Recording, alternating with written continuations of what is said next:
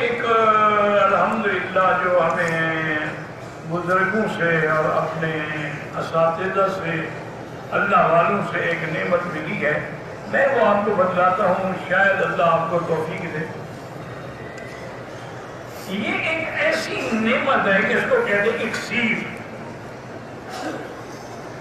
حتیٰ کہ شاہ ولی اللہ محدث دہلوی رحمت اللہ علیہ نے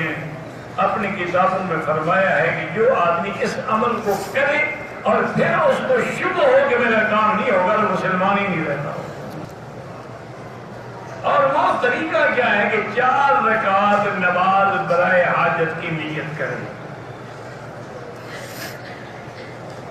پہلی رکعت میں سورۃ فاتحہ پڑھنے کے بعد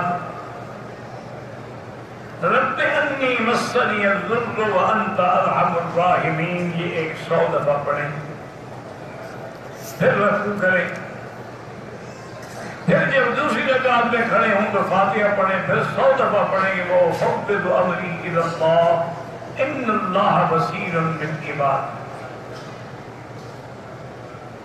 پھر اسی طرح بیٹھ جائیں دو تشہد میں، پھر جب تیسری رکعت میں کھڑے ہوں تو فاتحہ پڑھنے کے بعد 100 دفعہ پڑھیں گے رب انی مسنی الضر وانت ارحم الراحمین۔ پھر چوتھی رکعت میں جب کھڑے ہوں تو فاتحہ پڑھنے کے بعد حسبنا اللہ ونعم الوکیل، اگر پورا پڑھ لیں نعم المولا ونعم النصیر، اچھی بات ہے، یہ بھی 100 دفعہ پڑھیں۔ پھر اس کے بعد جب نماز ختم ہو جائے تو پھر بعض علماء نے لکھا ہے کہ سجدے کی حالت میں پڑھے رب انی مغلوب فانتصر، 100 دفعہ پڑھے، اول آخر درود شریف پڑھے۔ پھر اللہ سے اپنے اس کام کے لیے جس کے لیے تم نے یہ چیز پڑھی ہے وہ اللہ تعالیٰ سے مانگے،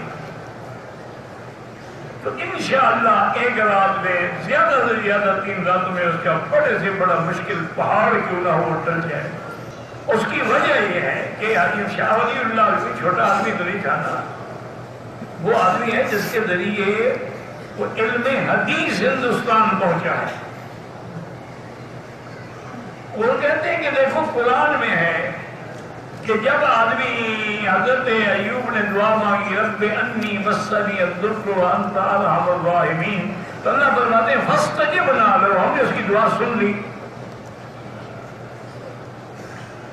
اسی طریقے سے حسبنا اللہ ونعم الوکیل جب صحابہ نے پڑھا تھا جنگ احد میں فانقلبوا بنعمۃ من اللہ وفضل، ان کی دعا بھی منظور ہو گئی۔ اسی لیے وہ فرماتے ہیں کہ جب اللہ کے آگے حضرت نوح نے دعا مانگی تھی رب انی مغلوب فانتصر، اللہ نے دعا قبول کی اور پورے اس کافر جو تھے وہ ہلاک ہو گئے۔